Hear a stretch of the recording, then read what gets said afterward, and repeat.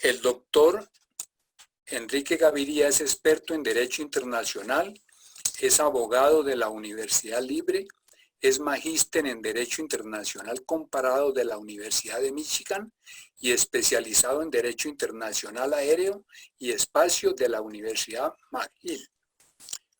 Se ha desempeñado como profesor de Derecho Internacional Público en las Universidades Libre, Nacional, Externado y Nuestra Señora del Rosario. Profesor también de Derecho Constitucional en la Universidad de los Andes. Es investigador del Instituto de Ciencia Política y Relaciones Internacionales y de la Universidad Nacional de Colombia. De Historia Diplomática, también ha sido profesor de Historia Diplomática Contemporánea de Colombia en la Facultad de Relaciones Internacionales de la Universidad del Rosario. Es director de posgrado en Ciencia Política y Estudios Internacionales de la Universidad Cooperativa de Colombia. Es autor de más de 15 libros y 50 artículos en temas de Derecho Internacional, Historia y Actualidad. Pertenece a las siguientes academias: a la Academia Colombiana de Jurisprudencia, a la Academia Colombiana de Historia, a la Academia de Historia de Bogotá, y es miembro correspondiente de las Academias Real de Historia Española y de Portugal, Venezuela, Uruguay, República Dominicana, Salvador, Paraguay y otras. Su experiencia diplomática es la siguiente.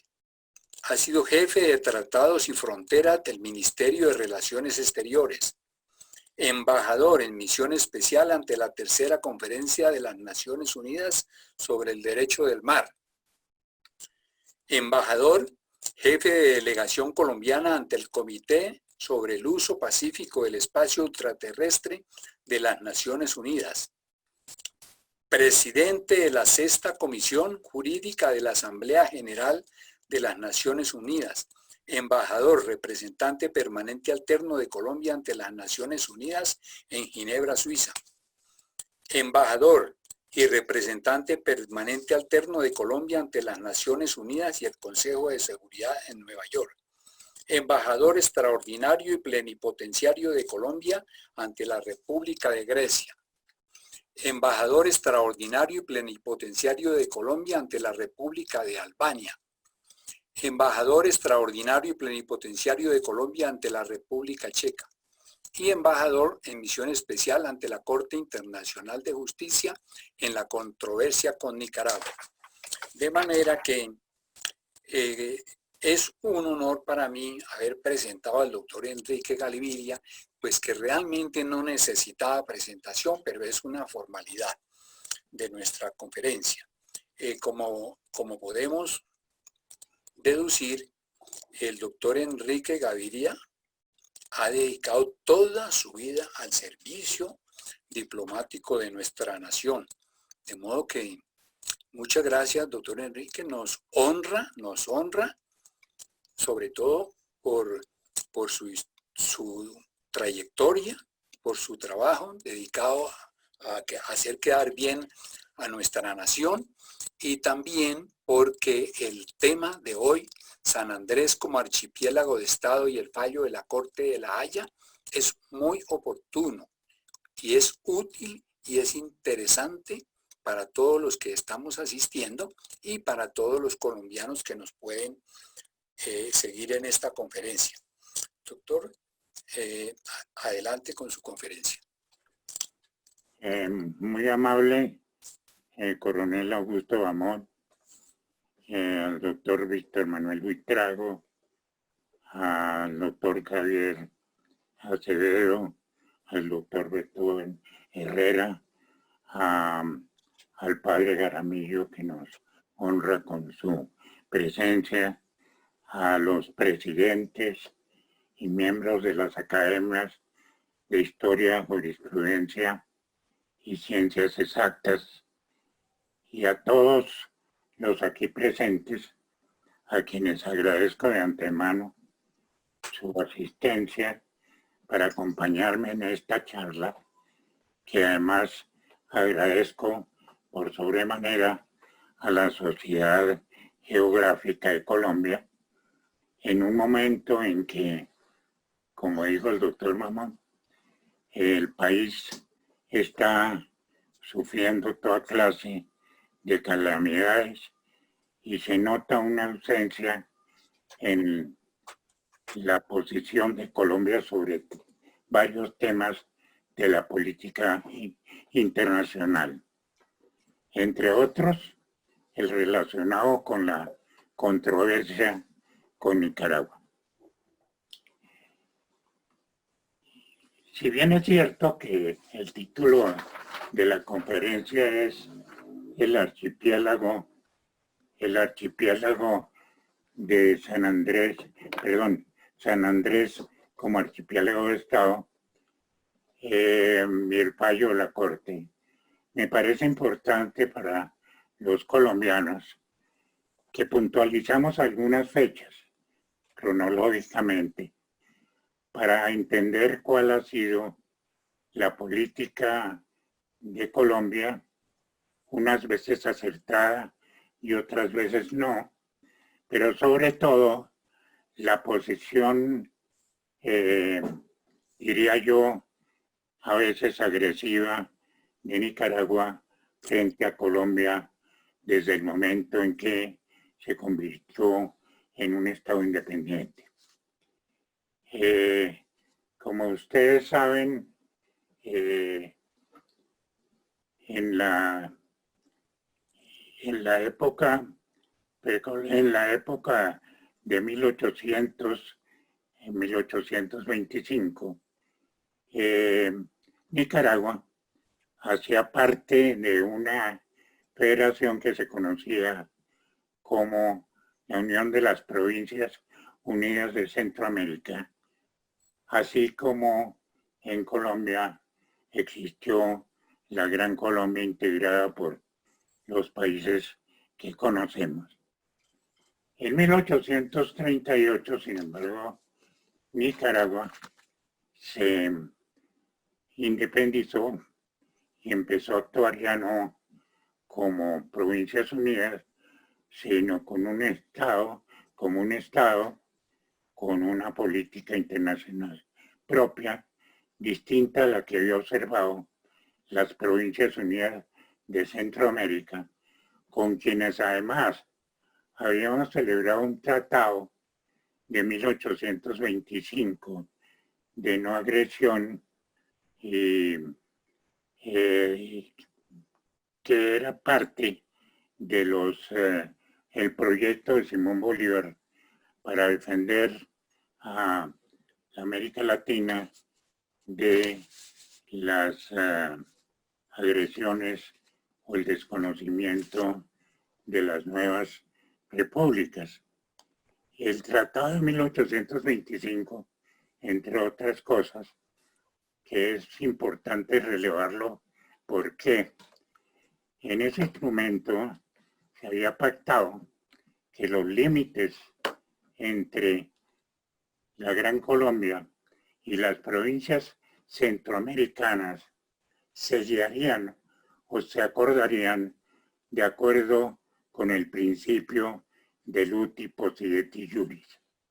Ese principio, en dos palabras, significa que las fronteras de los estados americanos se determinan de acuerdo con las cédulas reales que tuvieran las distintas formaciones administrativas de España, como virreinatos y capitanías, de acuerdo con esas cédulas hasta el año de 1810. Eso era lo que decía ese tratado de 1825, que obviamente Nicaragua comenzó a desconocer porque, como veremos, desde el primer momento de su independencia comenzó a cuestionar la validez del título, el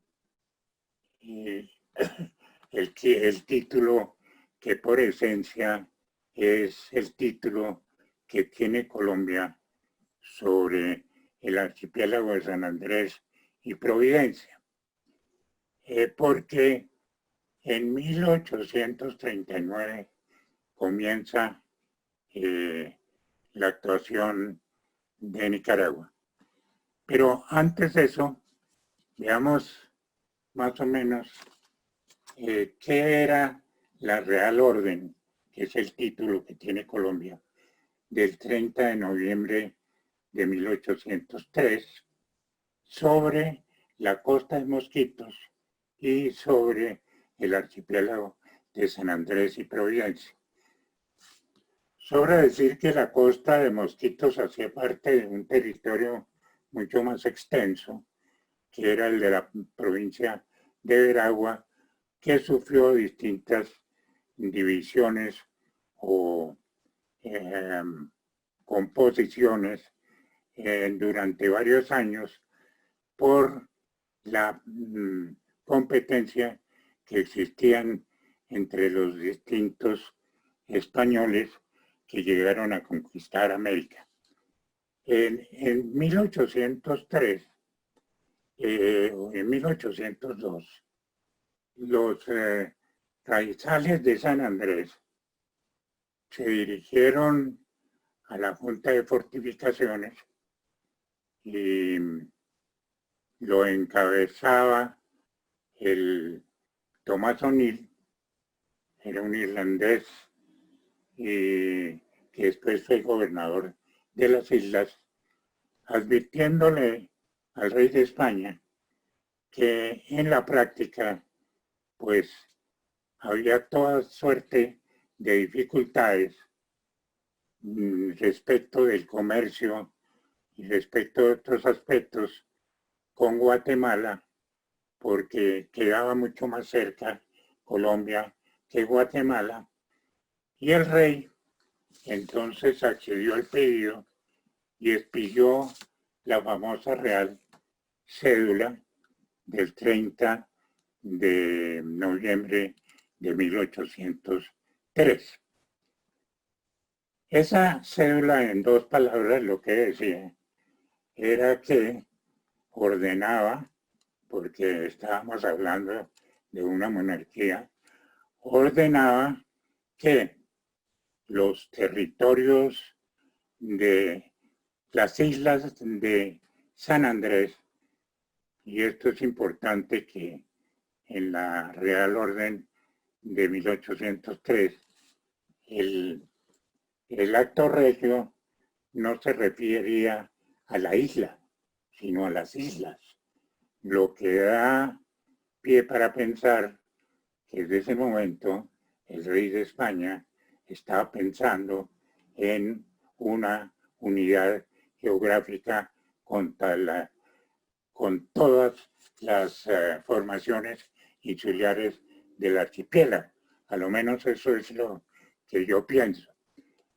Y ese decía la Real Orden que las islas de San Andrés y la costa de Mosquitos, desde el Cabo Gracias a Dios hasta el río Chagres, se segregarían, es decir, se separarían de la antigua Capitanía General de Guatemala y se agregarían o se adjuntarían al Virreinato de Nueva Granada o Virreinato de Santa Fe. Esa Real Cédula nunca fue derogada.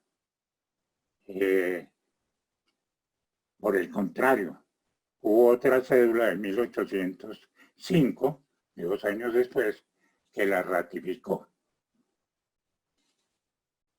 Sin embargo, como les decía,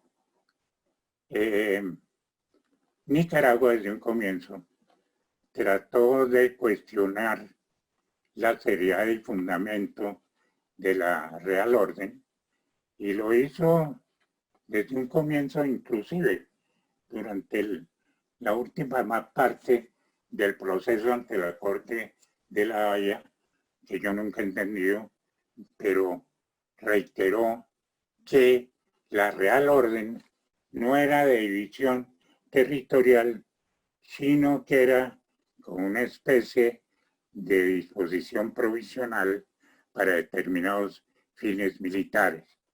Naturalmente, ese argumento lo desvaneció Colombia en su libro blanco, el canciller Diego Uribe Vargas, demostrando que no era una cosa accidental, sino era una clásica disposición de división territorial entre los dos estados.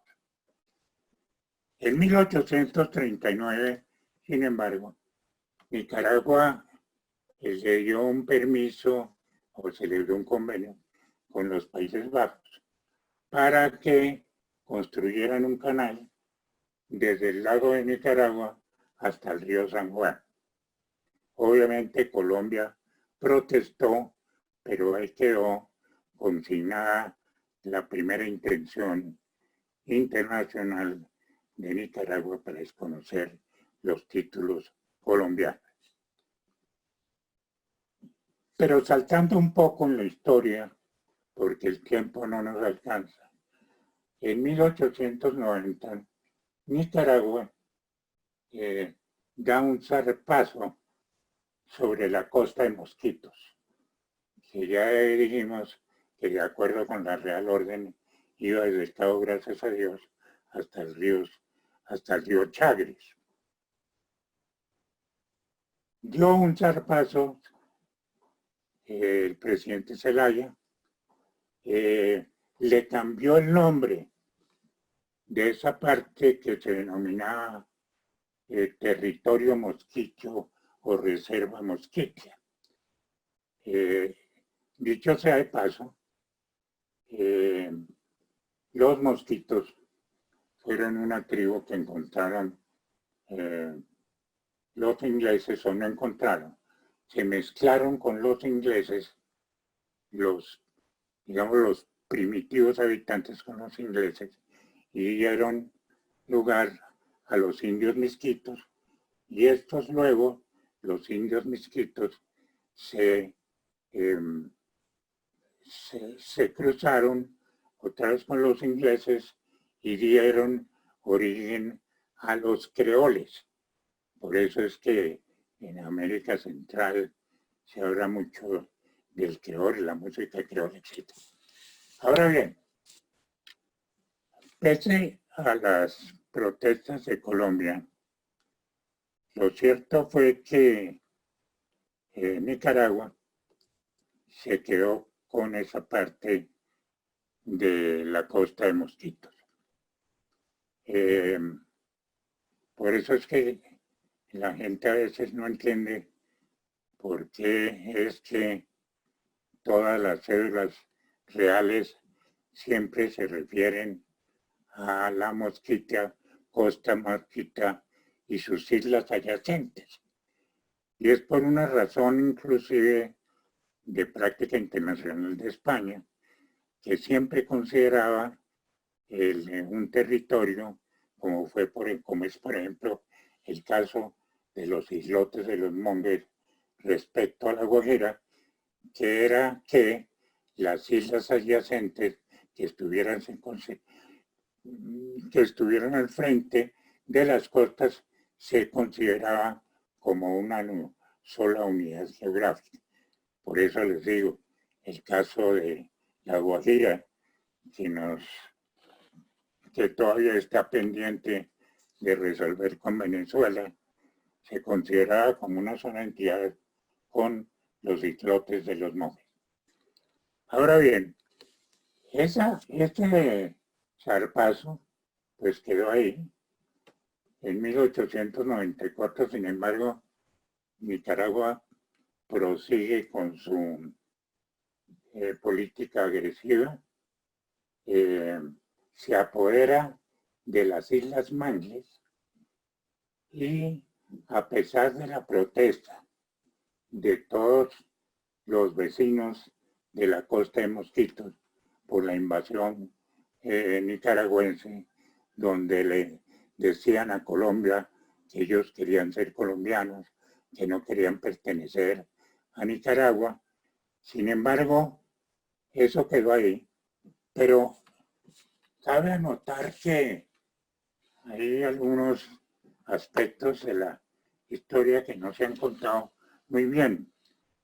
Y es que los mismos raizales de San Andrés, sobre todo un profesor, un raizal, George Howard, que era hijo de, el papá era jamaiquino y la mamá era raizal de San Andrés, organizó una resistencia que llamó el Ejército de los 25 hombres y se le enfrentó a las fuerzas de Celaya. Fue las fuerzas del coronel o del habitante sanandresano, del capitán Howard, fueron derrotadas. Vino después un gobierno conservador y el gobierno conservador engañó a Howard diciéndole que querían hacer firmar un proceso de paz que consolidara la paz, que no hubiera más guerras en la América Central. Y para eso fue invitado a una comida muy especial con el argumento de que ese día se iba a firmar la paz. Y resulta que al general Howard lo envenenaron en la cena. Ahora, las Islas Mangles nunca fueron recuperadas por Colombia, como tampoco fueron recuperados nunca los islotes de los Momias. La verdad es que lo que había sido una cuestión de hecho, como fue la ocupación, se convirtió en una cuestión de derecho, porque resulta que, ya veremos, que cuando se firma el Tratado de Esguerra-Bárcena de 1928, ya Nicaragua se le había reconocido la propiedad o la soberanía sobre las Islas Mangles, que eran parte del archipiélago. Y entre paréntesis, quiero adelantarme en un sentido, y es que en un laudo arbitral que hubo en 1900, y como consecuencia de unas diferencias de límites marítimos, etcétera, con Centroamérica, con Costa Rica, se profirió un fallo. Y en ese fallo, el presidente de Francia, el 11 de septiembre de 1900, si mal no falla la memoria, entonces reconoce, el presidente Loubet reconoce que todas las formaciones del archipiélago de San Andrés, incluidas las Islas Mangles, le pertenecen a lo que era en ese momento los Estados Unidos de Colombia. Pero siguiendo en nuestro relato cronológico, saltándonos un poco, pero las discusiones con Nicaragua siguen. Hay intentos propuestos por Colombia de que las diferencias, sobre todo sobre la Real Orden y la soberanía de Colombia sobre el archipiélago, se sometiera a arbitrajes o a otro procedimiento consagrado por el derecho internacional para la solución de las controversias.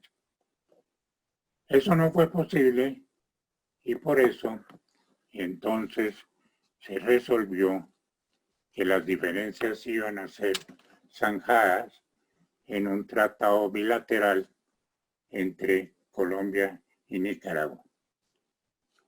En ese tratado bilateral, que en realidad es un tratado que yo digo que es el único tratado que prácticamente no tiene sino un artículo. Y en ese tratado, ¿qué se dice? Se dice que Colombia le reconoce a Nicaragua la jurisdicción sobre la costa de Mosquitos, desde el Cabo Gracias a Dios hasta el río San Juan, porque ya se había producido la separación de Panamá y ya el río Chagres pues pertenecía a Panamá. Entonces se determinó que era hasta el río San Juan, esa costa de Mosquitos. Y las Islas Mangles. Eso fue lo que reconoció Colombia a Nicaragua en el Tratado de Esguerra-Bárcena de 1928. ¿Y cuál fue la contraprestación? Yo digo que ninguna. ¿Y por qué digo que ninguna? Porque ¿qué fue lo que le reconoció Nicaragua a Colombia? El archipiélago de San Andrés, provincia de Santa Catalina y todos sus calles. Y digo que no hubo contraprestación, porque la costa Mosquitos era colombiana y las islas de San Andrés también eran colombianas. Hay algunos antecedentes que parecen importantes para entender el por qué esa entrega que le hizo Colombia a Nicaragua. Y es la posición de la Comisión Asesora de Relaciones Exteriores, presidida por Raimundo Rivas, que era entonces ministro de Relaciones, en que se consideraba en esa reunión, en dos palabras, que a Colombia lo que le interesaba era el archipiélago San Andrés y que la costa Mosquitos, pues Colombia nunca había ejercido ninguna jurisdicción ni ninguna soberanía, y además porque ya había habido antecedentes de proyectos de tratados celebrados con Costa Rica, en donde Colombia también le cedía la Mosquita, al punto de que en uno de ellos pues se proponía ceder la Mosquita a cambio de otro lugar más productivo y más importante para Colombia en cualquier parte de la América Central. Es decir, la Mosquitia o la costa de Mosquitos era un asunto negociable de la soberanía colombiana. Pero bien, yo demuestro, sin embargo, que tampoco fue así. Colombia sí ejerció jurisdicción. Colombia sí expidió una serie de disposiciones sobre la costa Mosquitia desde la época del general Santander. Y además, pues yo pienso que ni el derecho nacional e internacional uno puede justificar una entrega simplemente porque en determinado momento histórico le parece que no tiene importancia. Es decir, la obligación del gobierno nacional o los gobiernos nacionales es defender la integridad de su territorio. Ahora bien, seguramente, Nicaragua, es que en este mapa no aparece, pero las Islas Mangles son como por aquí. Seguramente Nicaragua un poco desconfiada de lo del artículo primero del tratado que se conoce como Esguerra-Bárcenas. Se firmó, pero sobre la base de que se determinara claramente, hasta dónde iban el reconocimiento de Colombia sobre las Islas Mangles y la costa de Mosquitos y el reconocimiento de Nicaragua del archipiélago San Andrés. Y fue por eso que el mismo Congreso y el gobierno de Nicaragua le propuso a Colombia que en el acta de canje, que es parte, digamos, del tratado, que el acta de canje que es donde se intercambian los instrumentos de ratificación en que los estados ya han manifestado que están de acuerdo con el tratado. En el acta de canje del 5 de mayo de 1930 se determinó que esa división debía hacerse con base en el meridiano 82 de Greenwich. De manera que viendo este mapa, según el acta de canje, lo que quedaba de este lado, o sea, al oriente del meridiano 82, era de Colombia y lo que quedaba de este lado era de Nicaragua, con lo cual Nicaragua asentó aún más sus derechos sobre las Islas Malvinas. Yo personalmente pienso que el tratado Serra no se pensó mucho, como suele pasar en la política exterior colombiana, en donde se toman decisiones precipitadas o no lo suficientemente meditadas y estudiadas. No se pensó, como pasó en efecto, que desde ahí, de la costa de Mosquitos, porque acuérdense, Nicaragua no tenía costa sobre el Atlántico. Esa costa se la dimos nosotros en el Tratado del 28. Y no se pensó que desde ahí iba a empezar la política agresiva de Nicaragua contra Colombia respecto del archipiélago de San Andrés y Providencia. Yo sé que hay autores y comentaristas muy importantes que han dicho que el meridiano 82 no fue propuesto por Nicaragua,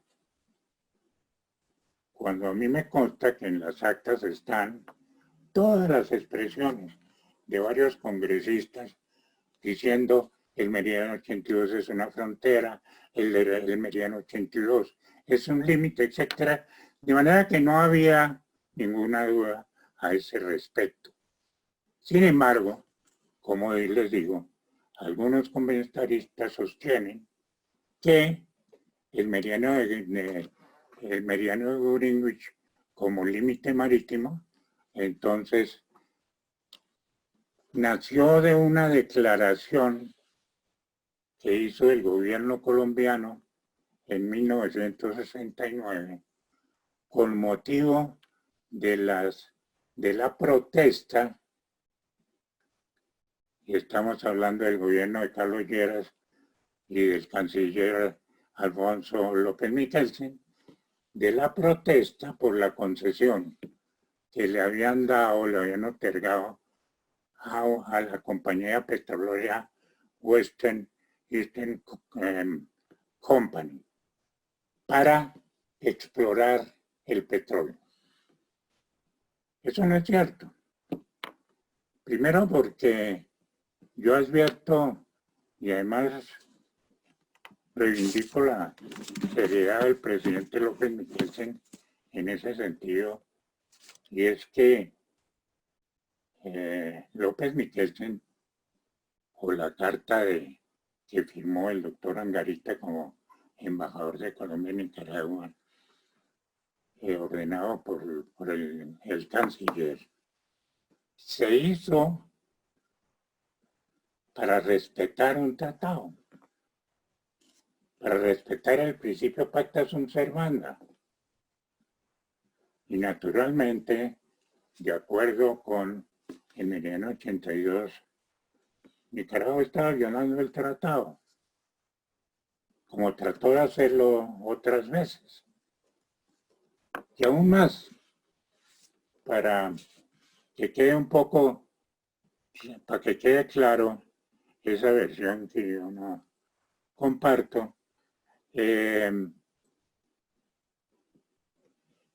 importante tener en cuenta, y lo digo porque tuve ocasión de conversar varias veces sobre ese aspecto con el presidente López Miquelsen. El presidente López Miquelsen no estaba muy convencido de que el meridiano de Greenwich fuera un límite marítimo. Él me decía, eso no puede ser un límite de polo a polo, etc. Yo, como era defensor de la tesis de que si era un límite marítimo, pues siempre acababa enfrascado en una discusión muy amable con el presidente López. Pero lo menciono porque, a pesar de que él en el fondo tenía esa creencia, se me ordenó la nota del 69. De manera que el meridiano 82, o el límite marítimo, no se lo inventó Colombia. Eso fue una exigencia incluso del Congreso nicaragüense para ratificar el tratado. Una exigencia. Que si no había el meridiano 82, no había tratado. Bien. El proceso, pues el proceso siguió. Obviamente que me he saltado algunas cosas para hacerlo más corto, pero de todas maneras, antes del tratado del 28 hubo algo interesante, y es que fue que Nicaragua y los Estados Unidos firmaron un tratado casi secreto en 1913, en que Nicaragua le daba permiso o concesión para construir el famoso Nicaragua, entre el famoso canal entre el lago de Nicaragua y el río San Juan, como lo quiso hacer en el año 39 con los Países Bajos. Pero lo interesante de esa nota es que cuando Colombia hizo protesta por ese tratado, por primera vez, la respuesta de Nicaragua fue desconocer abiertamente la propiedad y la jurisdicción de Colombia sobre el archipiélago de San Andrés y Providencia. Esto hay que tenerlo en cuenta porque, acuérdense ustedes, saltando un poco, que en 1980 el gobierno de Nicaragua, en un acto diplomático frente a todo el cuerpo diplomático, Daniel Eza Ortega, todavía el presidente de Nicaragua, pero en ese momento de la Junta Sandinista, declaró unilateralmente que el Tratado de Guerra Bárcenas de 1928 era nulo.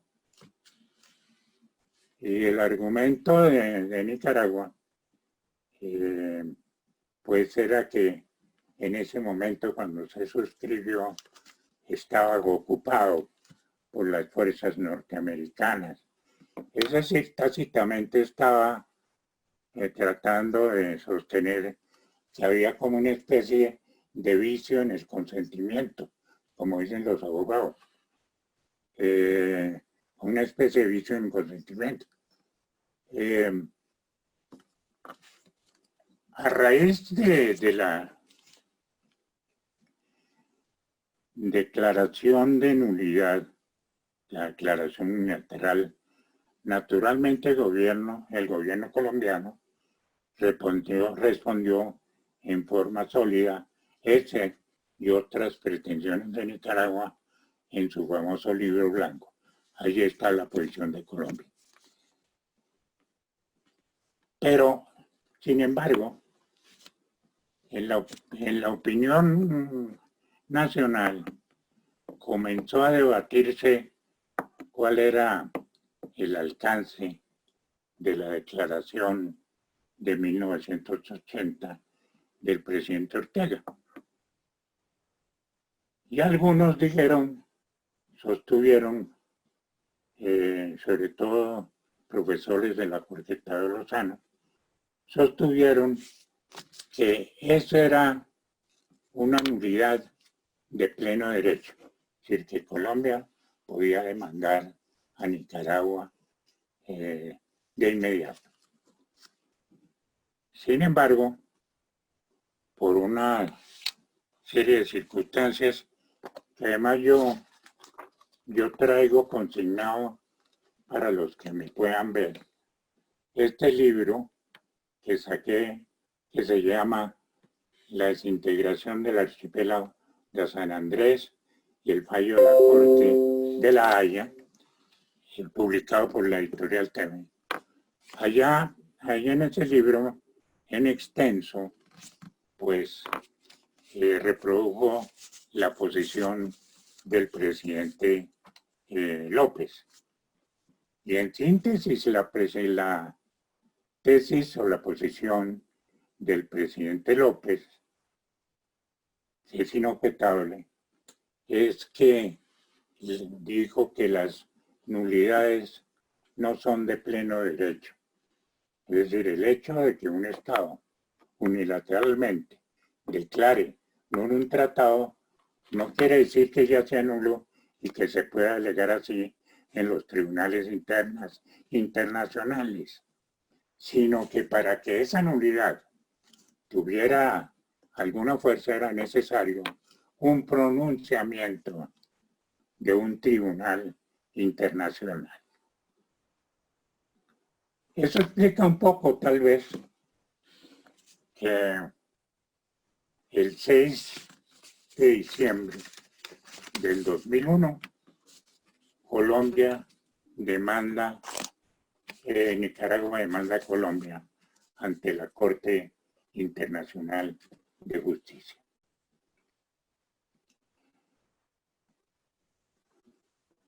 Aquí tengo que hacer un paréntesis, y es que, por lo que nunca estoy de acuerdo, es que seguramente creyendo que con eso Colombia podía defenderse mejor de Nicaragua en la Corte Internacional de Justicia, el entonces ministro de Relaciones Exteriores, Guillermo Fernández de Soto, hoy embajador en Naciones Unidas, expresó que Colombia retiraba la aceptación de la jurisdicción obligatoria de la Corte. Es decir, que Colombia dejaba de ser parte del estatuto de la Corte. Y aún más, digo que lo hacía con efecto inmediato, es decir, con efecto inmediato en ese momento.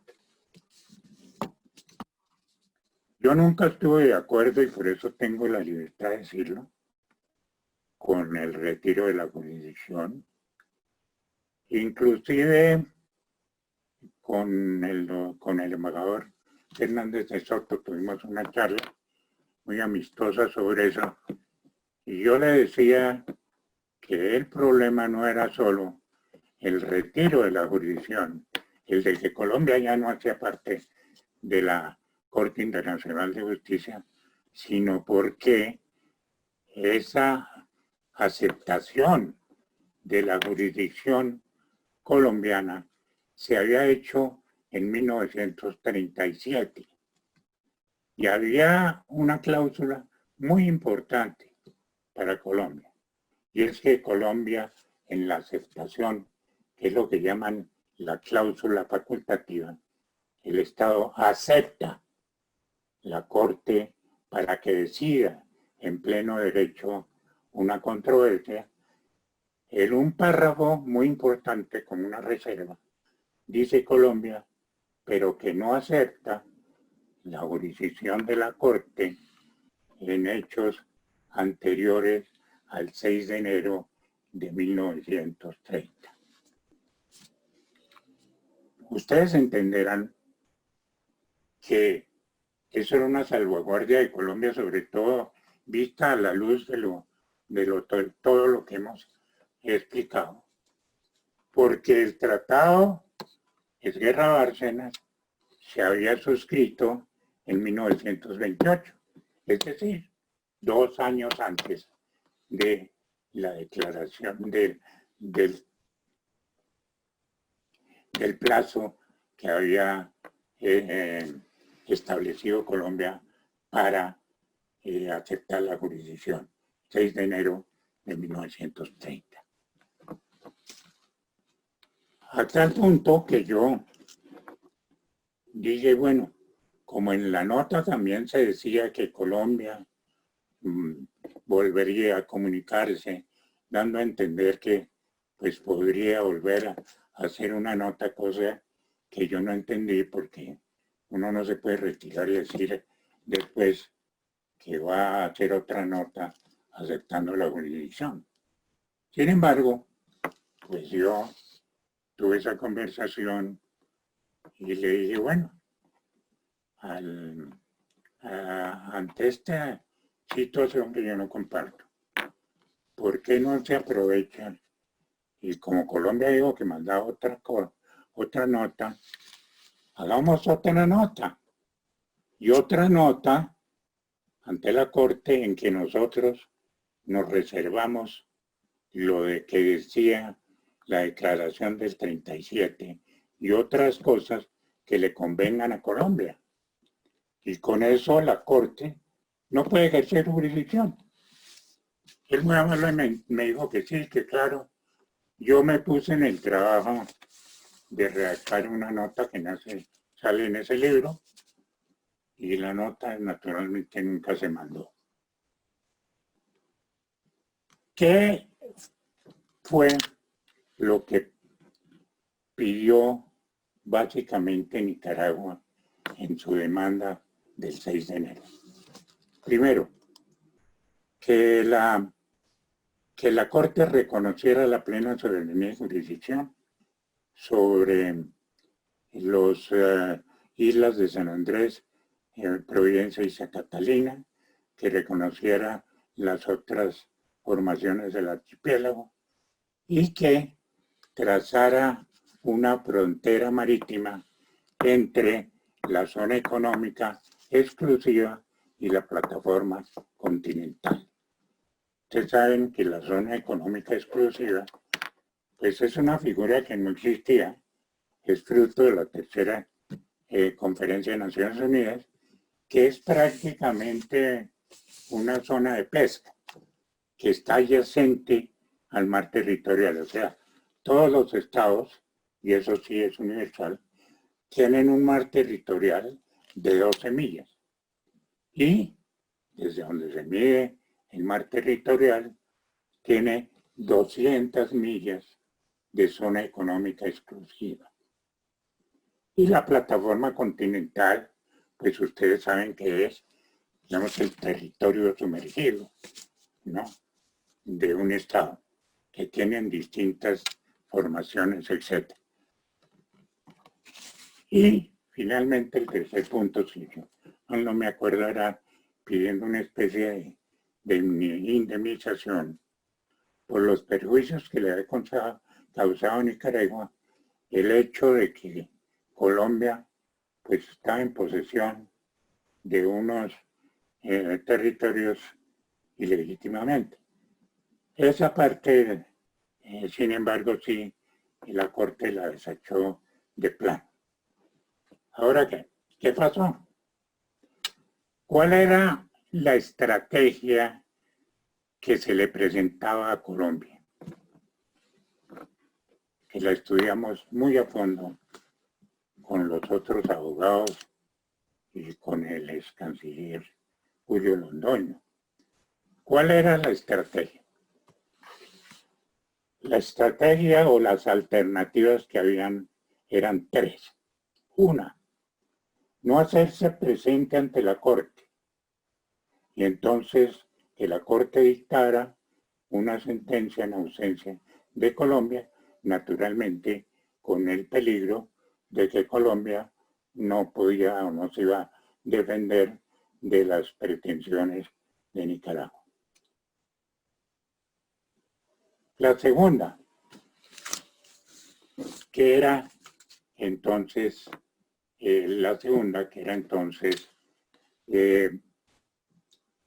estudiar la posibilidad de responder de una vez y no esperar a las excepciones de fondo y desvirtuar lo que decía Nicaragua, que fue una propuesta del doctor José Joaquín Gore, un gran internacionalista y funcionario de la Cancillería.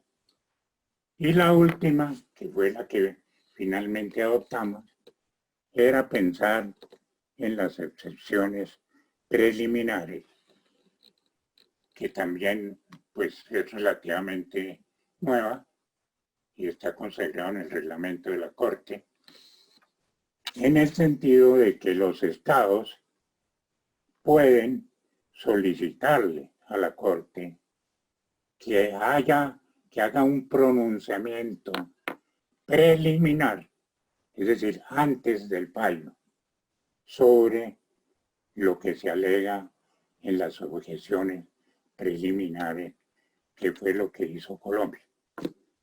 Las objeciones preliminares, básicamente, pues decían, en primer lugar, el artículo 6 del Pacto de Bogotá, que después absurdamente fue denunciado. El Pacto de Bogotá, el artículo 6 decía que la Corte no tenía jurisdicción sobre aquellos hechos que ya habían sido resueltos por arbitraje o por un tratado internacional que estuviera vigente en 1948. Y eso era como una radiografía para nosotros. Es decir, en el año 28 nosotros ya habíamos resuelto eso con el Tratado Esguerra-Bárcenas.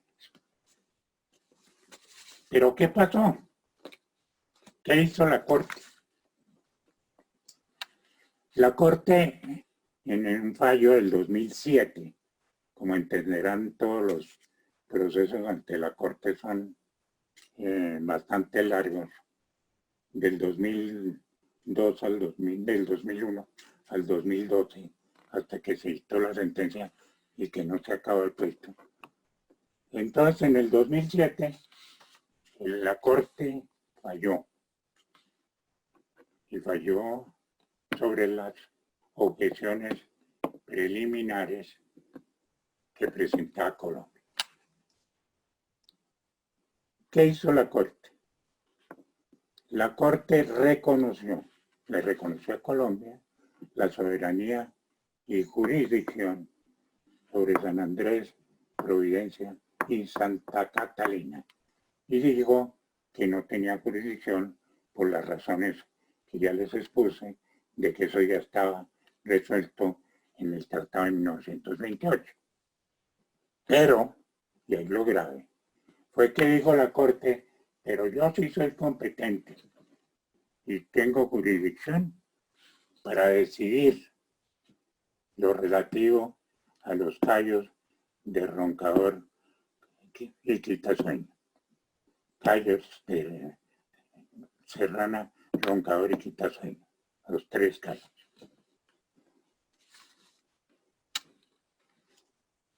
¿Qué quería decir eso en el fondo? Que ya, y así lo manifesté, ya la Corte estaba tomando una posición que después la ratificó en el fallo del 2012, en dos sentidos. Primero, que no reconocía entonces lo del meridiano 82, el tratado en esa parte. Reconocía solamente el tratado en sí sobre Providencia, Santa Catalina y San Andrés. Y por otro lado, decía la Corte que podía o tenía competencia para trazar una frontera marítima. ¿Qué quería decir eso? Que ya de hecho la Corte estaba diciendo que no aceptaba el meridiano 82 como un límite marítimo. En ese momento yo reaccioné y me acuerdo, yo creo que mi amigo Julio Londoño debe acordarse de eso.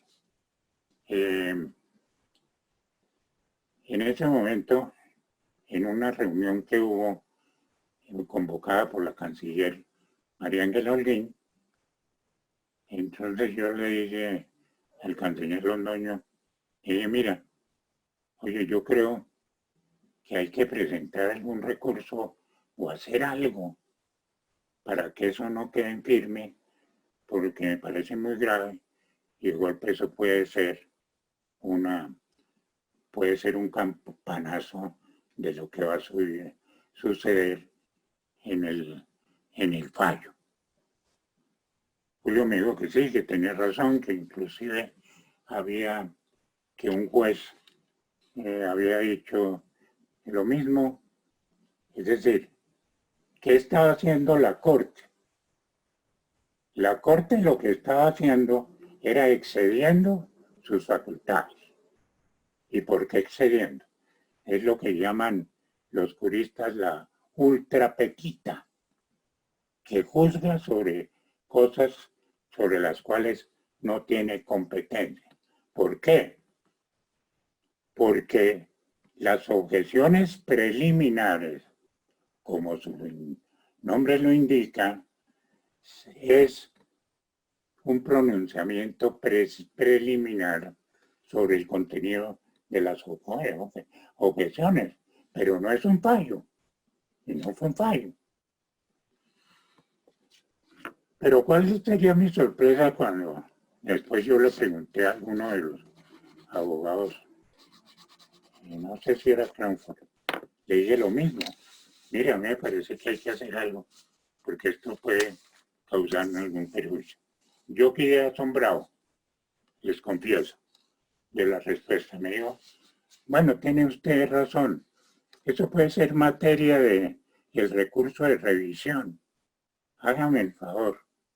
Recurso de revisión cuando todavía no había salido la sentencia. Entonces a mí me quedaron muchas dudas. Era que ya se sabía cómo iba a ser el fallo o que el doctor Crawford estaba confundido. Pero el hecho fue que así se quedó. Y yo pienso que se ha podido hacer algo, inclusive después de dictado el fallo del 2012. Y era alegarle a la Corte que había un error y que eso no era de fondo, que se habían pronunciado sobre cosas de fondo que no eran de fondo. Eran preliminares. No se hizo, sin embargo. Bueno, entonces, saltando un poco,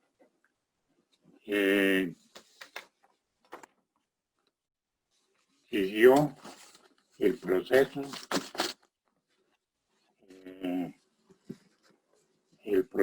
Colombia mantenía hasta ese momento, pues, el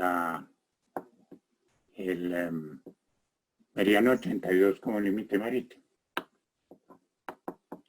Pero de golpe, en todas esas negociaciones, seguramente creyendo que ya lo del meridiano 82 estaba resuelto y que ya la Corte lo había rechazado, entonces Colombia dijo que la delimitación debía hacerse por una línea media.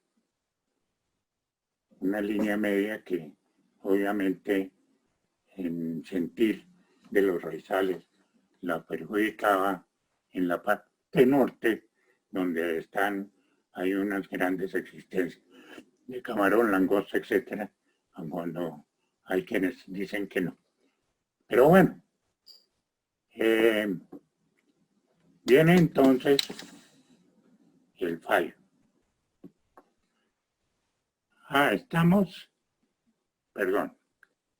en el 2007. En el 2008, y aquí viene mi contribución.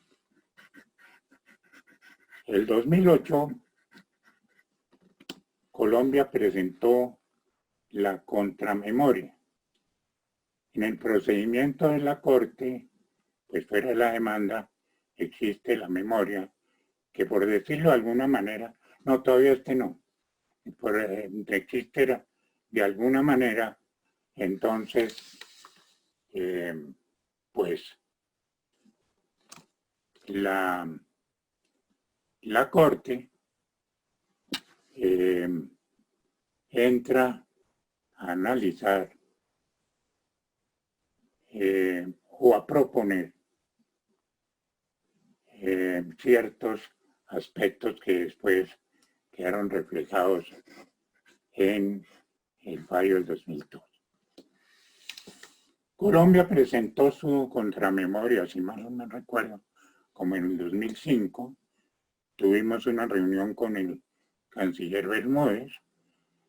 Amablemente nos habían dado una copia de la memoria para que la analizáramos, y yo la analicé y llegué a la conclusión de que yo no estaba de acuerdo con la posición colombiana, porque en parte la posición colombiana pues partía de la extensión de las costas, con lo cual pues era muy arriesgado que la limitación debía hacerse partiendo de la isla, etc.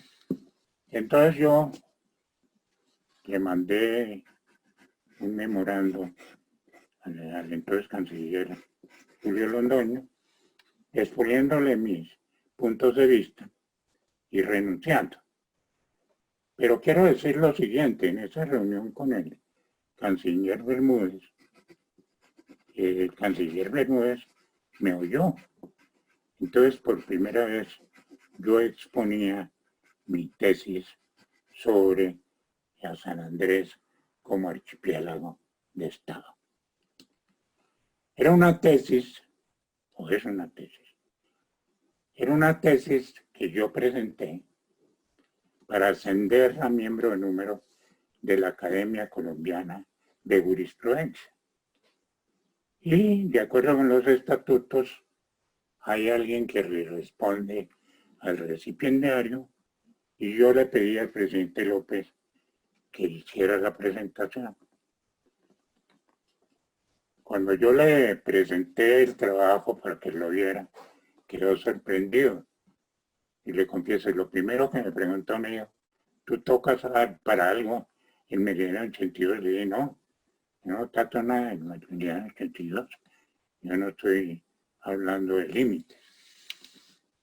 Entonces, el ministro Bermúdez dijo: pero entonces aquí hay dos posiciones. Y en realidad la había.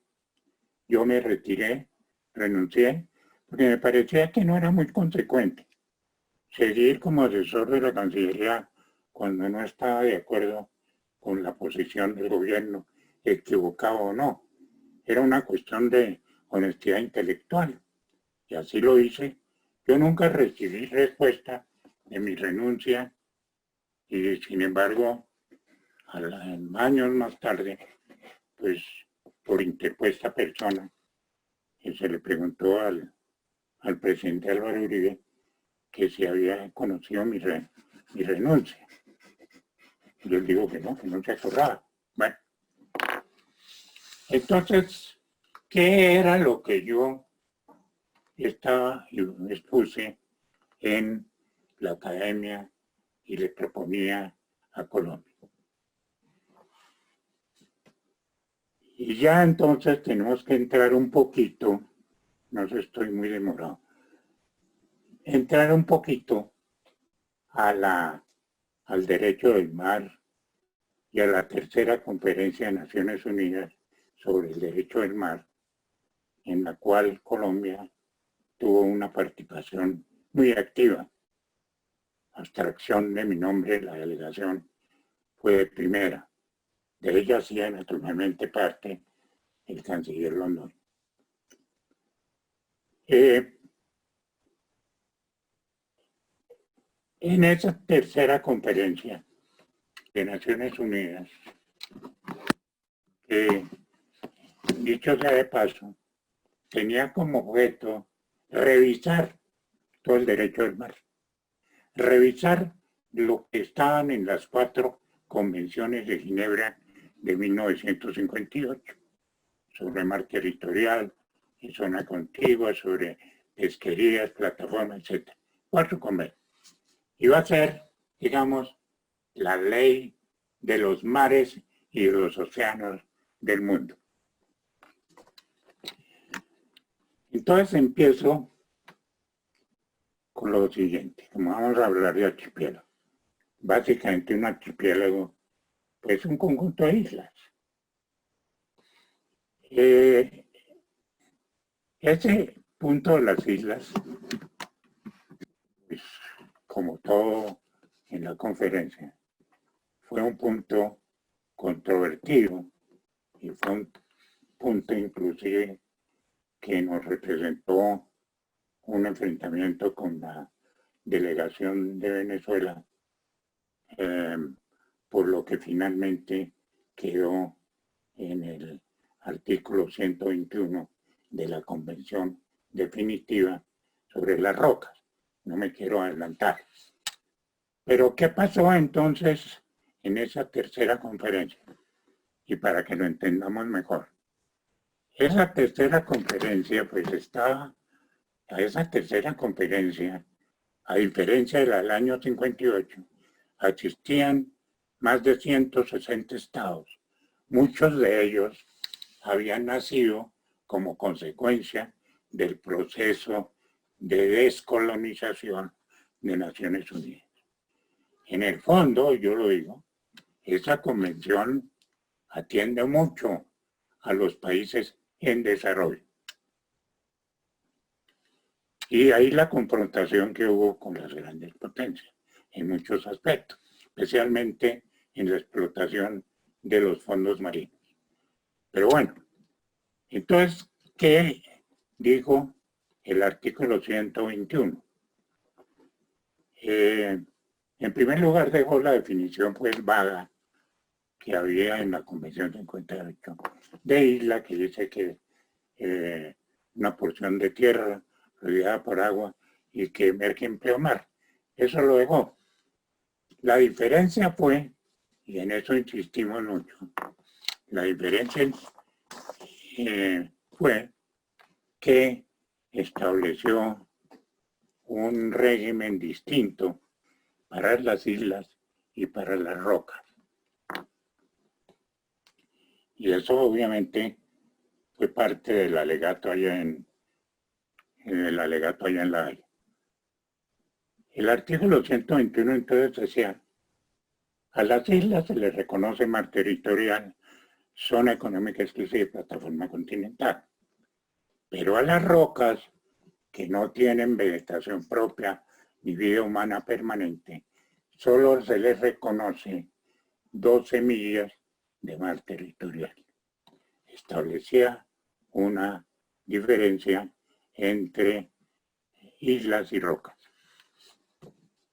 Ahora, en el caso nuestro, hay que confesarlo, que nosotros insistimos mucho, inclusive, si mal no me acuerdo, Julio Londoño presentó una propuesta para diferenciar las distintas formaciones insulares.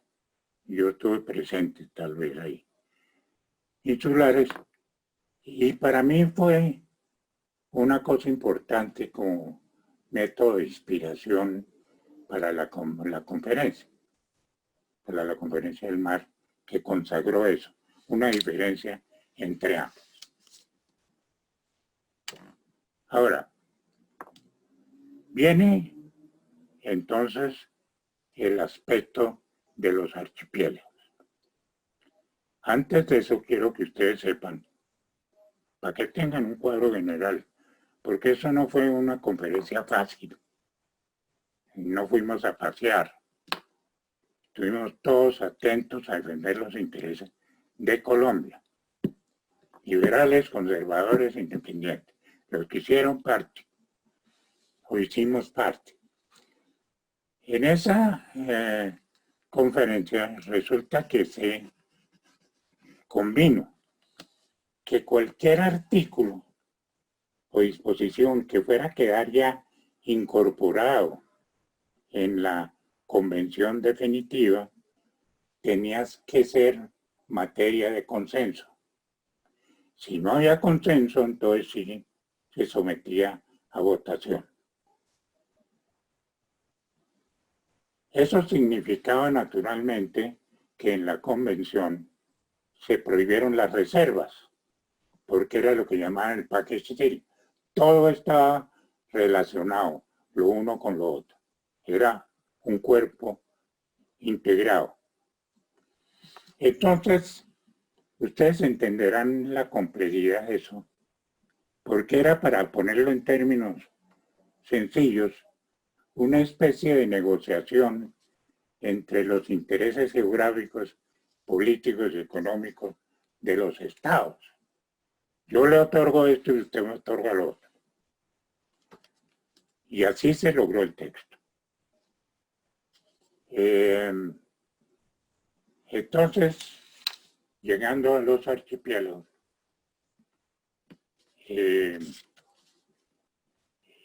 lo de los archipiélagos fue un aspecto que también se discutió.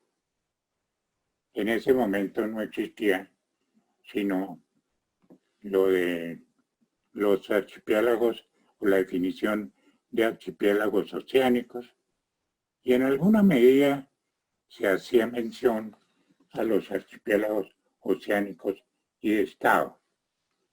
Pero lo importante de esta tercera conferencia fue que se inventó una figura que se llamaba los estados archipelágicos. Los estados archipelágicos constituidos por archipiélagos. Y aquí viene la tesis y la explicación de todo. Nosotros, como ustedes saben, pues tenemos archipiélagos costeros, entre otras las Islas del Rosario, un archipiélago costero, y está unido por unas líneas rectas, como delimitación, por un decreto. Ahora, ¿qué propusieron los estados archipelágicos? Los estados archipelágicos lo que querían eran mayores extensiones de mar, de zona económica, etcétera, etcétera. Entonces, se consagró ya en la convención que los estados archipelágicos, ¿no?, tendrían derecho a unir por líneas rectas todas sus formaciones insulares, que las aguas que estuvieran dentro de esta línea se consideraban como aguas archipelágicas, así se llamaron, aguas archipelágicas.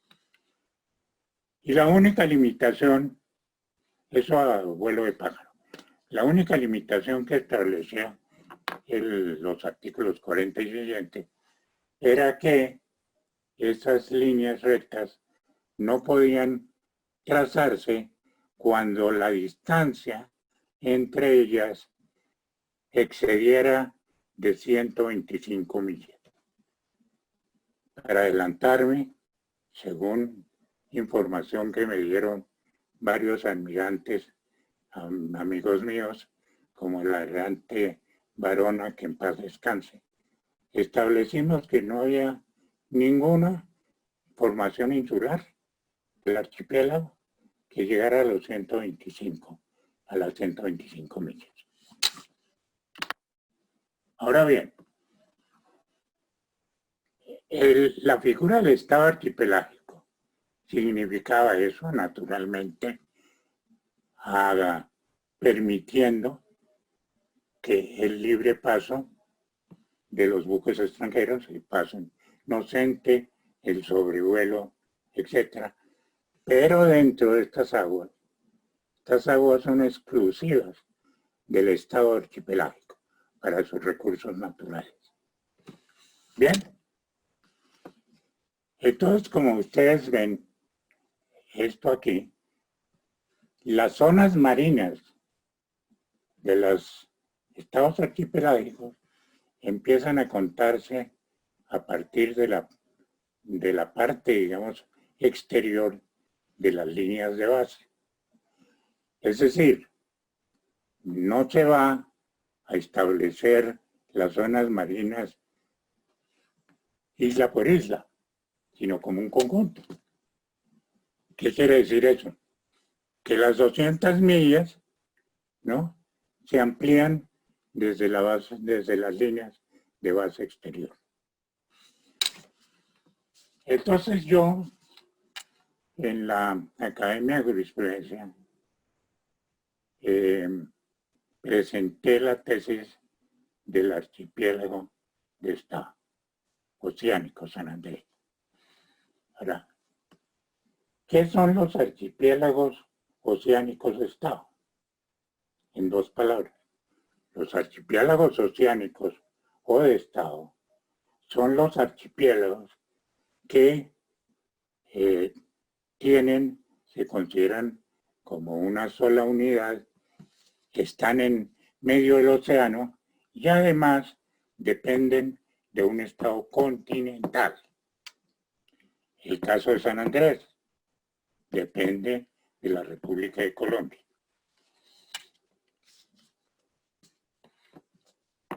El régimen de los estados archipelágicos se logró, el de los archipiélagos oceánicos y oceánicos no quedó en la convención. Entonces, ¿qué pasó?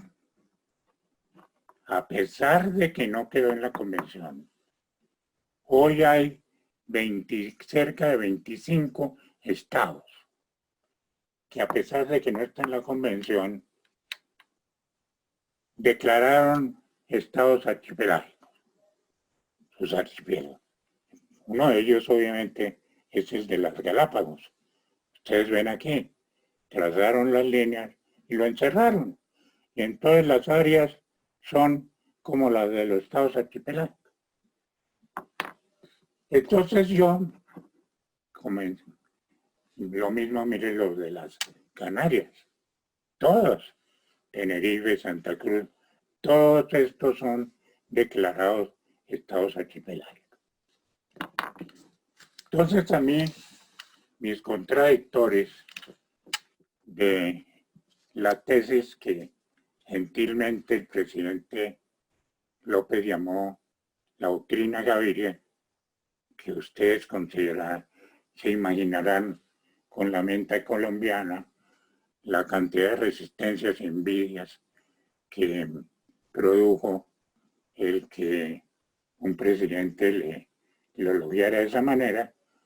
En todo caso, esto lo trasladé al caso de San Andrés y Providencia. Entonces, ¿qué es lo que yo estoy proponiendo? Yo estoy proponiendo, no, eso todavía no. Estoy proponiendo lo siguiente, que al archipiélago de San Andrés se le considere, se le declare como un archipiélago oceánico. Si quiere ponga la última lámina. La última. Bueno, se considera como un estado archipelágico. A este mapa volveremos. Entonces lo que yo propuse fue, tracemos líneas rectas uniendo todas las formaciones del archipiélago, es decir, islas y cayos. Las aguas interiores, las aguas internas, que no son interiores, se llamarán también aguas archipelágicas. ¿Qué significado tiene para Colombia? Pues que estas aguas son para la explotación exclusiva de la República de Colombia. Pero lo mismo que en los estados archipelágicos, pues permitimos el libre tránsito de los buques extranjeros, el libre vuelo, etc. ¿Qué ventajas tiene para Colombia? La primera, obviamente, es que nuestras zonas marinas se van a extender de aquí para allá, la zona económica, el mar territorial, todo eso está hacia allá. Ahora, ¿por qué yo incluí a todas las formaciones insulares? Porque naturalmente Serranilla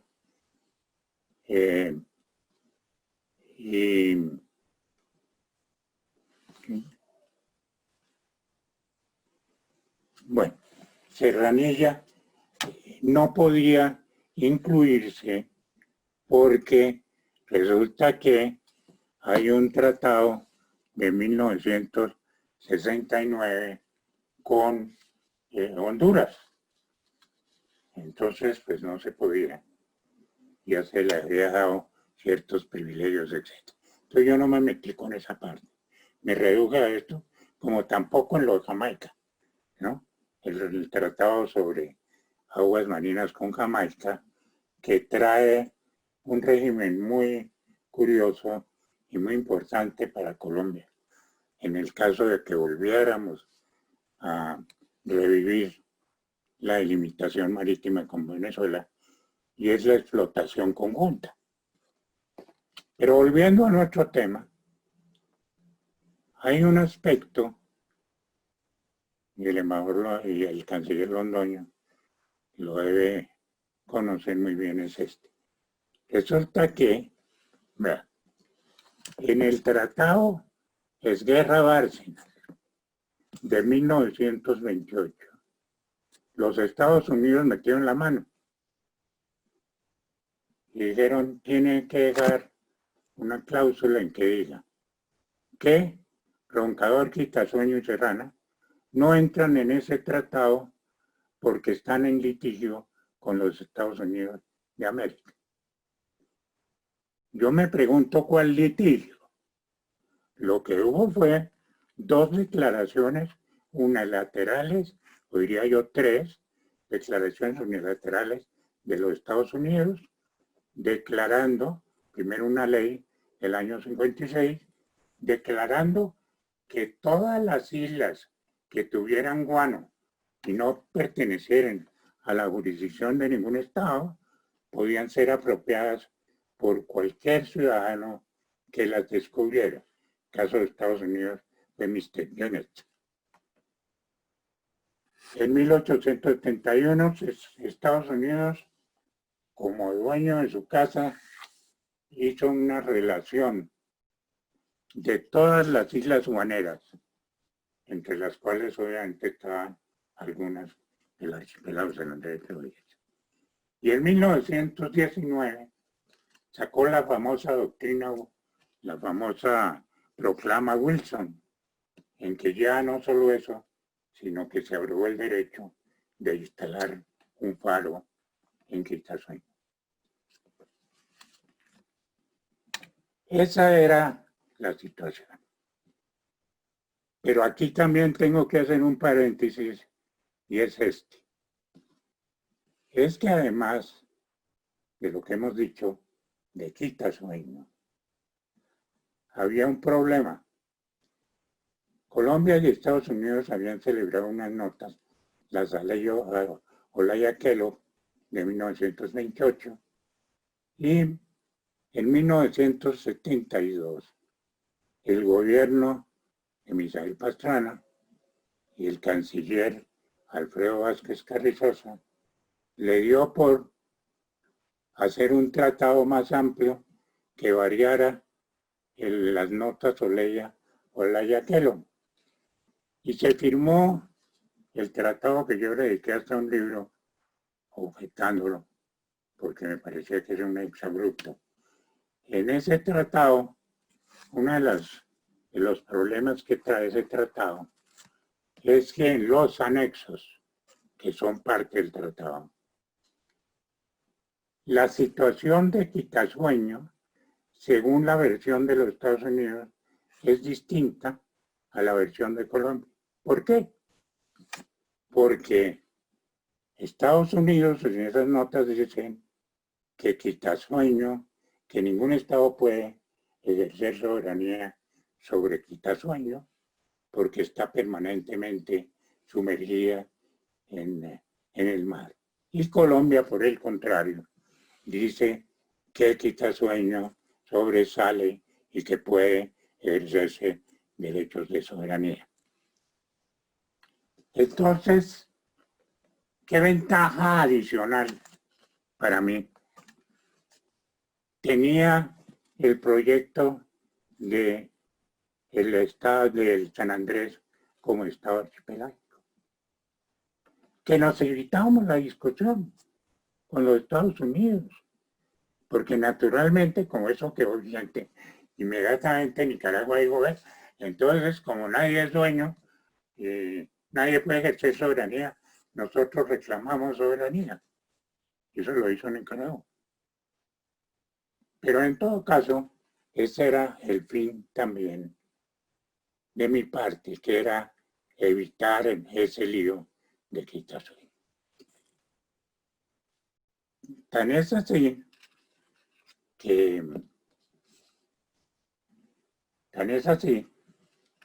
uno de los puntos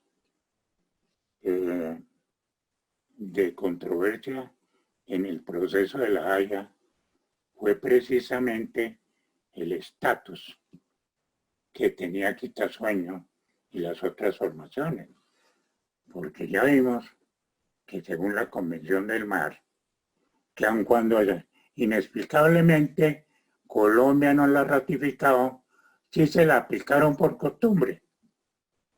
La aplicaron por costumbre, en muchos aspectos de limitación y la... Entonces, ¿qué pasó? Que aquí a Colombia le correspondía demostrar que en Quitasueño sí había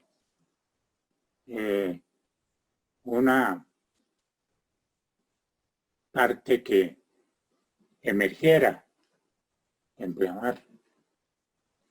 Y ese fue el ejercicio que le tocó hacer al embajador Londoño, que lo logró. Después de muchos ensayos y técnicos, encontraron que había un punto que efectivamente le daba la categoría de Quitasueño como una isla, ¿no? Yo eso tampoco lo entiendo porque en realidad era una roca, pero bueno, en una isla. Entonces, ¿qué pasó después? Yo fui, obviamente, pues, criticado por muchas personas importantes diciendo que no tenía ninguna base jurídica, que porque eso no se había aceptado en la Convención del Mar.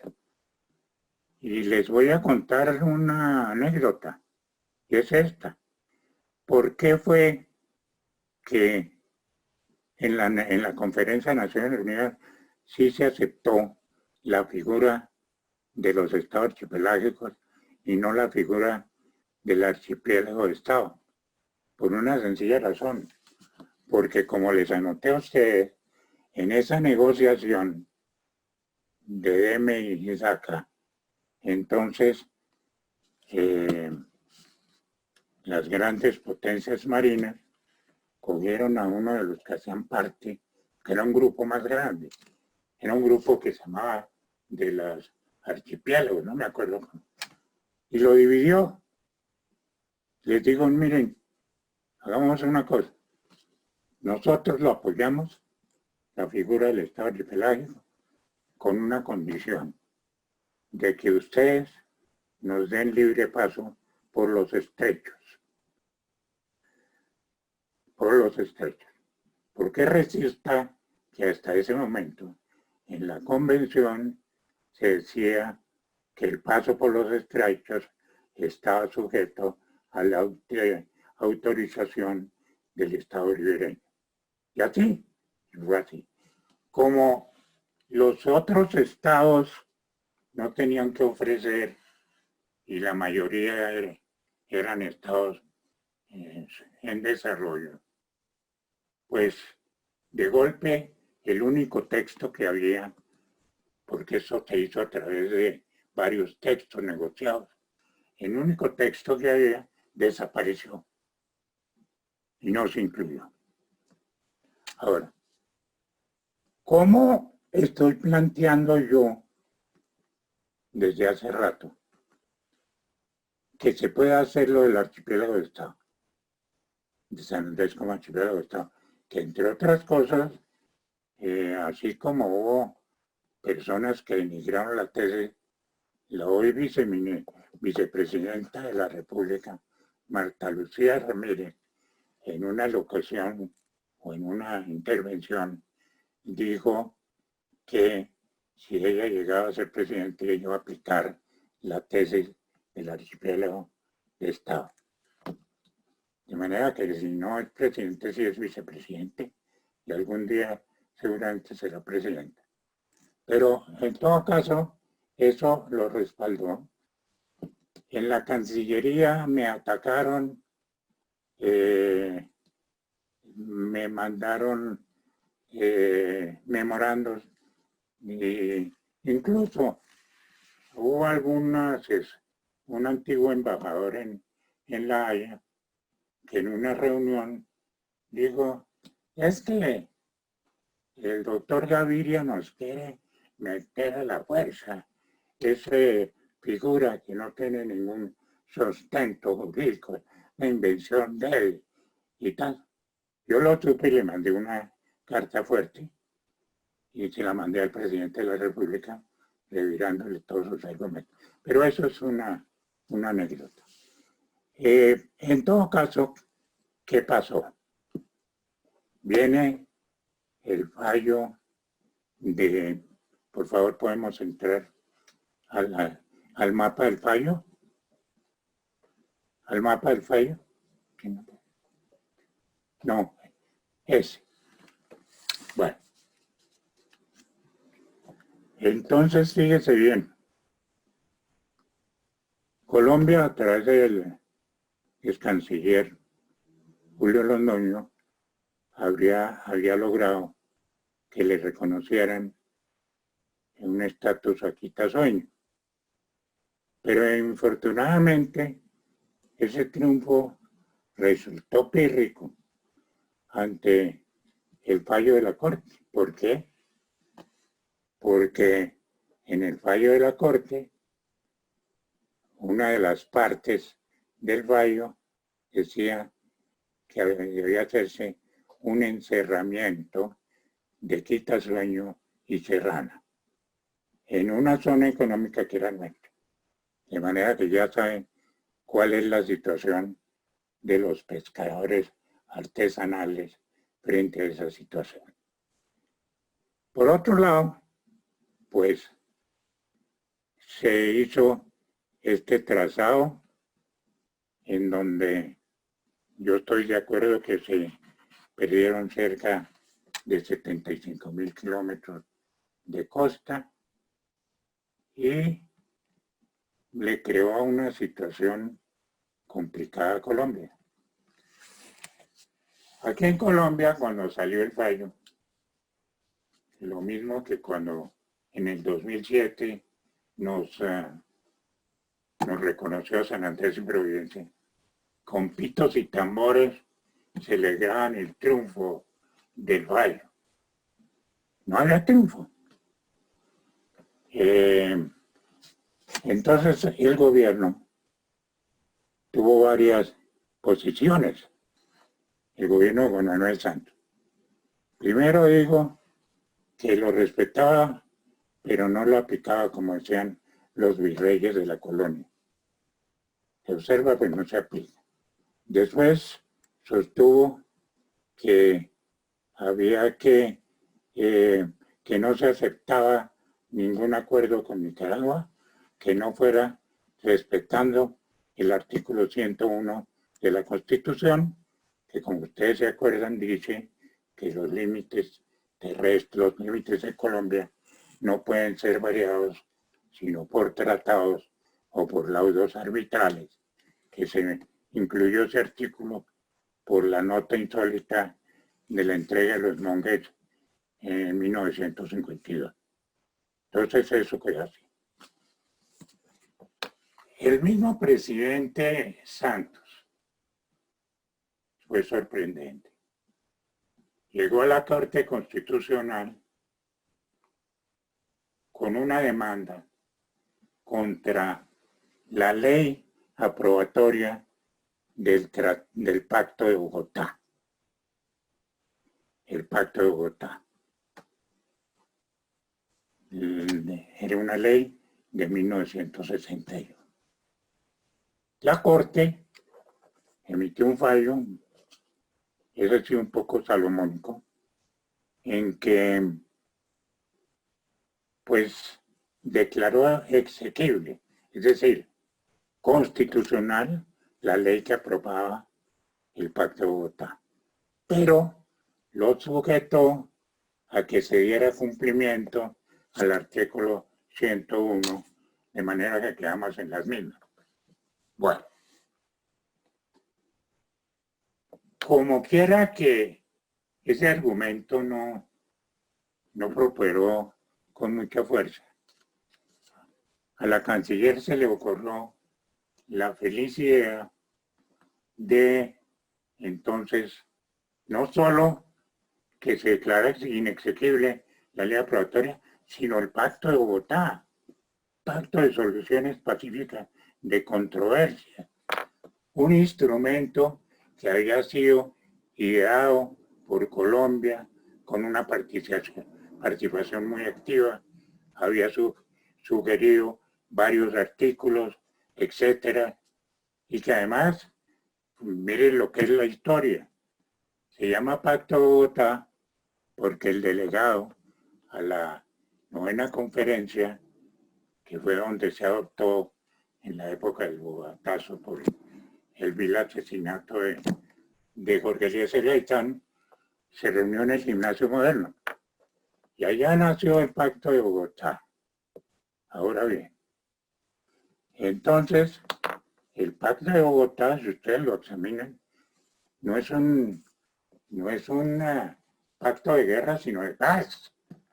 Es un pacto en que establece los distintos procedimientos a que pueden concurrir las partes que están enfrentadas en una controversia. Inclusive es más amplio que la Carta de Naciones Unidas, ¿sí? Conciliación, arbitraje, arreglo directo, etc. Y por último, dice que si no se logra el arreglo por esos medios, la gente, las partes podrán acudir a la jurisdicción obligatoria de la Corte Internacional.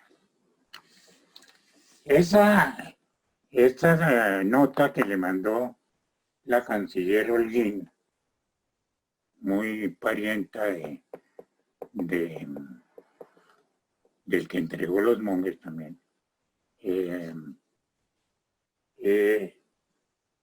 pues le decía con fecha el 13 de noviembre, no, 26 de noviembre de 1912, que Colombia denunciaba el Pacto de Bogotá, se salía del Pacto de Bogotá. Pero lo que nací de manera inmediata. ¿Pero qué pasó? Que ella no se dio cuenta que el Pacto de Bogotá dice que las denuncias no tienen efecto sino después de un año. O sea, en el 2013. En el entretanto, Nicaragua, ni corta ni perezosa, en ese interregno en que todavía estaba vigente el Pacto de Bogotá, invocó el Pacto de Bogotá y nos presentó otra demanda. Una demanda exigiendo la extensión de su plataforma continental submarina.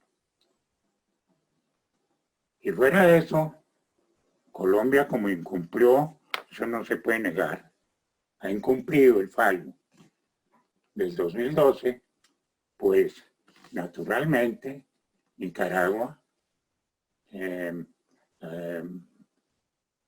llegó a Naciones Unidas a manifestar que Colombia no había cumplido el fallo. Y resulta que la Carta de las Naciones Unidas, en su artículo 94, si no recuerdo mal, dice que cuando un Estado se presta, es reacio a dar cumplimiento a una sentencia de la Corte Internacional de Justicia, puede intervenir el Consejo de Seguridad para tomar medidas contra el Estado renuente. Entonces, para resumir, en este momento tenemos esas dos demandas. Yo, como muchos otros colombianos, no conocen cuál es la estrategia en este momento de Colombia frente a Nicaragua. Bueno, yo sigo en mi tesis, pero bueno, frente a Nicaragua. Entonces nombraron unos agentes que no eran Julio Londoño y el embajador Fernández de Soto, que ninguno es internacionalista, para que defendieran a Colombia. Esos importantes personajes perdieron 6 instancias. Es que en el fondo Colombia no ha ganado nada. Colombia lo único que ganó fue el reconocimiento de la soberanía sobre San Andrés, provincia de Santa Catalina, en el 2007, y también, hay que aceptarlo, el reconocimiento sobre el archipiélago como colombiano, en el fallo del 2002. Entonces, en esa situación estamos. Ahora, ¿qué propuse yo? Resulta que Colombia tiene su propia ley del mar, que la redactamos como a 6 manos. Y en esa ley hay un artículo que dice que Colombia, en el artículo 10 de la ley 10 de 1978, dice que Colombia debe trazar las líneas de base sobre la parte continental y el archipiélago de San Andrés y Providencia. Entonces, yo he sostenido que ese es el elemento que se puede utilizar para que Colombia, pues, trace las líneas de base y las trace de acuerdo con la figura del Estado archipelágico. Ahora, hay una razón adicional, y es la siguiente. Resulta que yo, leyendo el fallo, encontré que hubo no sé si deliberadamente o no, una omisión en el fallo de la Corte que nos puede favorecer. ¿Cuál es ese? Resulta que, a pesar de que esa fue su intención, nunca en el fallo la Corte enumeró las formaciones insulares del archipiélago. O sea, en el fondo, ese archipiélago está sin definir. Es decir, no dice qué hace parte del archipiélago. Entonces, por eso yo pienso que si se presenta mi tesis, se presentara mi tesis, pues entonces sería alegar que lo que estamos presentando no es violar el tratado, el fallo del 2012, sino que estamos dando una interpretación o una adición al fallo o inclusive una aclaración. Bueno, no me quiero referir a todo lo que hizo el gobierno, porque pues no vale la pena, pero sí detenerme en algo, que alguna repercusión debió tener en la figura de San Andrés como archipiélago de Estado, cuando Colombia decidió que iba a delimitar el archipiélago para darle, no sé si al doctor Gaviria o a la ley 10. Y entonces el gobierno se inventó la figura de las zonas continuas. Si podemos ver el mapa, esa, ¿no? Bueno, entonces esta era la tesis de Colombia. Lo primero,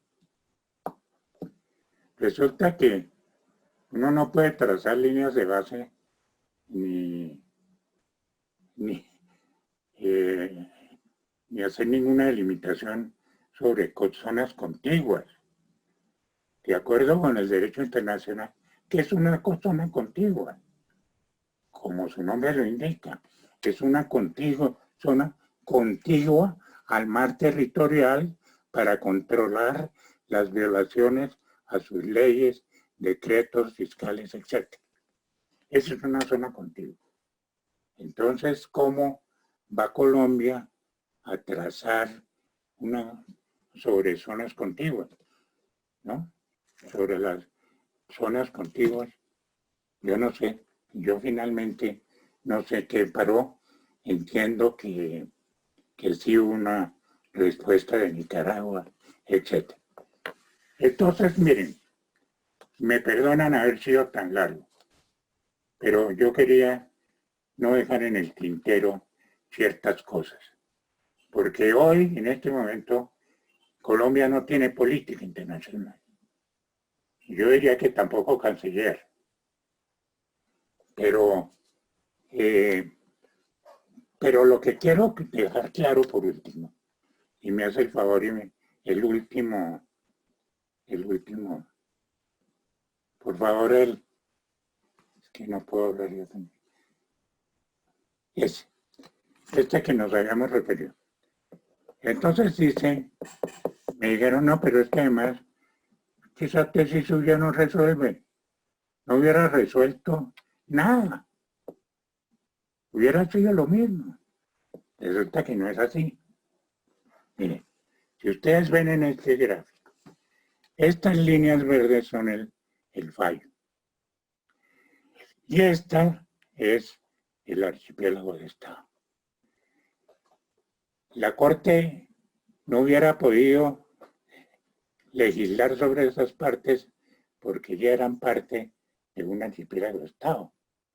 De manera que eso es una falacia. Ahora, ¿qué solución hay? Yo personalmente pienso que en este momento, ya un momento angustioso, que estamos a las puertas de que en diciembre la Corte nos falle en contra. No sé si será posible hacerlo o no. Pero en todo caso, yo pienso que Colombia todavía puede utilizar un recurso que prevé el Estatuto de la Corte Internacional. El Estatuto de la Corte Internacional le da a los estados, frente a un fallo, dos posibilidades: pedir su aclaración o pedir su revisión por un hecho nuevo. Y da un plazo de 10 años del descubrimiento del hecho nuevo. Para mí hay un hecho nuevo. Para mí hay un hecho nuevo, que no se configuró el archipiélago de San Andrés y Providencia. De manera que yo les digo a ustedes esa inquietud. Nuevamente me excuso. Espero que no haya sido demasiado largo y sobre todo que haya quedado claro mi pensamiento, porque dicho sea de paso, yo me enorgullezco de que yo nunca he actuado a título personal, ni por intereses personales, sino por el país. Porque resulta que el territorio isleño es nuestro, no solo de los sanandresanos, de todos los colombianos, y hay que defender. Por último, quisiera hacer la presentación, que ya es solo verla. Yo ya había retirado, yo ya me había retirado, como les dije, de la delegación como asesor. Y sin embargo, cuando yo estuve presidente de la Academia Colombiana de Historia, por ley, el presidente es parte del Consejo Filatélico.